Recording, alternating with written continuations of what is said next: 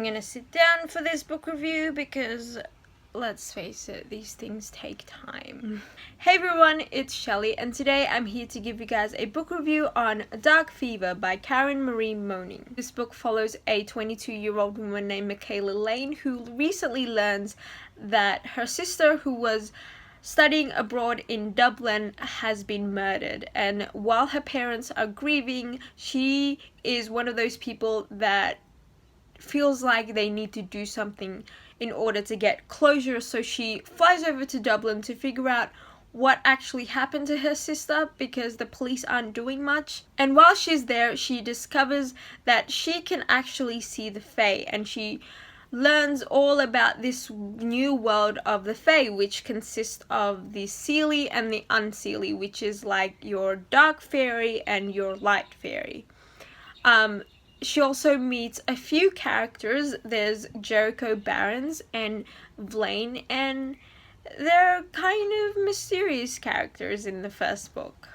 So my first initial thought on this book was that it was so much fun to read. It was just the right book at the right time, I think, for me, because, as I said, I wanted something addicting and action-packed, and this book definitely delivered. I haven't read that much books on the Fae or fairies or anything like that, because the last urban fantasy I read was the Vampire Academy series, and I'm not even sure if I want to continue on with that series because I'm up to the third book and there are a few things that I don't like in it, but I will leave that for another discussion at another time.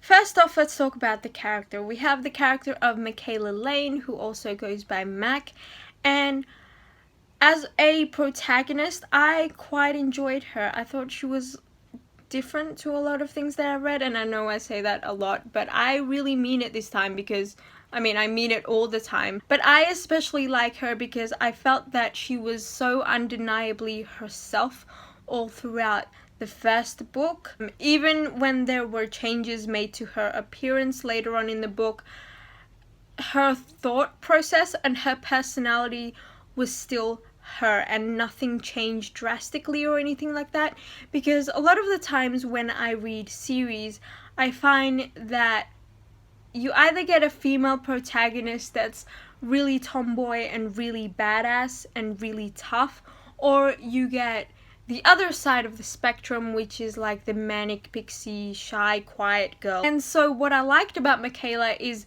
that she's a very girly character, which is weird because I'm not a very girly person myself, so I wouldn't necessarily relate to her in a lot of ways because I don't pay attention to the kind of stuff that she pays attention to throughout the books. I appreciate that she was herself and she didn't change for anyone.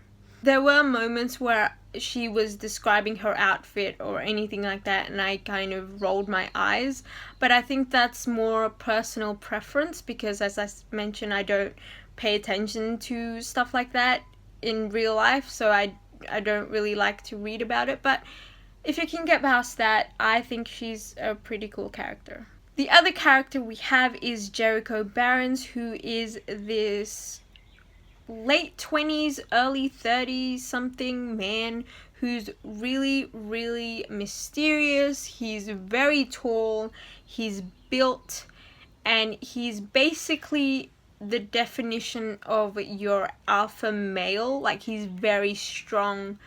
And he's also really, really smart. The only thing is, though, I know that a lot of people that have read this series really like him and would consider him their fictional boyfriend, but I just don't see it for some reason. I mean, 17-year-old me would have been like, oh yeah, totally. But right now, I don't for some reason. I don't know why, because I can't picture him in my head, and when the rare times that I can, I'm not attracted to him. I don't know why. But I do really like him as a character because I think he's really smart, and he's one of those characters that are very quiet and mysterious, but he actually thinks about like 5 steps ahead. There were moments of that in the book that I really enjoyed, because I would go back to the bit where he did the thing and I'd be like, oh my god, he thought that far ahead. Yeah, he's awesome. I just don't find him that attractive, really. Maybe I will throughout the series. Next, let's talk about the writing. Now, the overall writing itself was nothing special, and I don't mean that in a bad way, because I think that this story is very plot and character driven, that I don't feel like the writing needs to be anything spectacular. The only thing I do have to point out is the fact that this whole novel is written in the point of view of Mac from the future, which I thought was a really interesting way of doing it, because it's sort of done in like weird blocks, and I know that puts a lot of people off, but I kind of enjoy it, because there were moments where I forget that this is Mac writing from the future. So there would be a lot of mystery and a lot of foreshadowing all throughout the story, and I really enjoyed that. The character of Mac herself is really funny and sarcastic, but not sarcastic in an annoying, like, roll your eyes way. I thought that it was just sarcastic enough that it made the humor work all throughout the drama that was happening. And last but not least, let's talk about the plot. Now, I did mention at the start of the video that I have never read a fairy or fae book before, and I don't usually go into urban fantasy. The only other urban fantasy that I've read was Vampire Academy, and I don't even know if I want to finish that.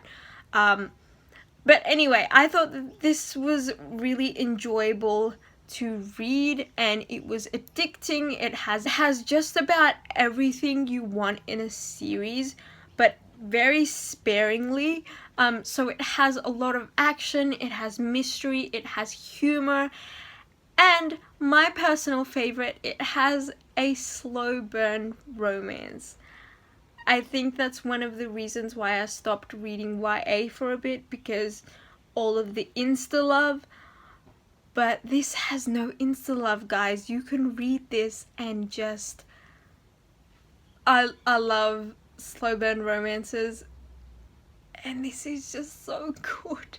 There was literally no dull moment in this book. I know that I have problems with the middle of novels sometimes because they get a bit boring. But I really enjoyed everything that was in this book. I really like the premise and the plot, and I know that a lot of people are gonna say that this is basically just like your typical urban fantasy formula, but I kind of appreciated it in this sense, mostly probably because I haven't read a lot of urban fantasy in a while, but secondly because I feel like it makes sense. I feel like the mystery and the drive and the determination of the protagonist, and you know, all the mystery that's behind her as a character really works well in a very intricate way. And yeah, I really enjoyed this plot. The only thing I do have to mention that I kind of didn't like was the comments that Michaela makes about the romance, or makes about Jericho Barons. It was very kind of one of those comments that you see right through, and I didn't appreciate that, because I kind of just see things happening in a different way, so I just kind of didn't like that as much. And also the comments that she makes about outfits, but again, that's personal preference. But overall, I think this book is a great start to a series. I'm actually reading the second book right now. Anyway, with that said, I gave Darkfever by Karen Marie Moning a 4 out of 5 stars on Goodreads. If any of you guys out there have read this book and have comments to discuss with me, please leave them down below, or like tweet me or send me messages on Tumblr if there are spoilers, because I do want to discuss this series at the moment because I'm so into it. But that is it from me today, and I will see you guys in my next video. Mac is one of those oh fuck, truck.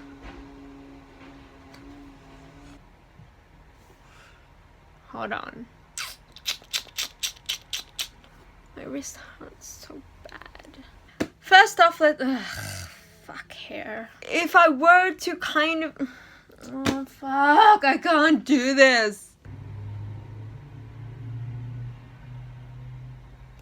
Is there just a car out the front, just like, just gonna chill? I'm just gonna chill.